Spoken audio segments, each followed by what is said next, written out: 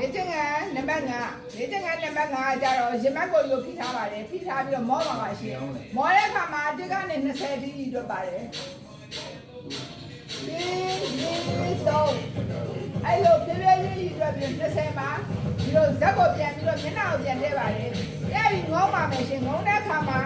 လက်ကိုဒီလိုမလုပ်ပါဘူးဒီလိုလေးရှင်းရှင်းလေးနဲ့မေးစီးနဲ့ရင်မက်နဲ့ပြန်ထည့်ထားရပါဒီကလေး30တိမှာမယ်ဒီဝိုင်းပြန်တက်မယ်ဒီဝိုင်းစောင်းမယ်ရှင်စောင်းတဲ့အခါမှာဒီကနေ့30အထိမယ်ညနာကိုပြန်တက်မယ်ဒီကနေ့30အထိမယ်ညနာကိုပြန်တက်မယ်လဲပါမယ်ဒီကနေ့30အထိပါမယ်ညနာကိုပြန်တက်မယ်လဲပါမယ်ဒီကနေ့30အထိပါမယ်ပြန်တက်မယ်အဲ့ဒါမျိုးလေးကြော့ပါရှင်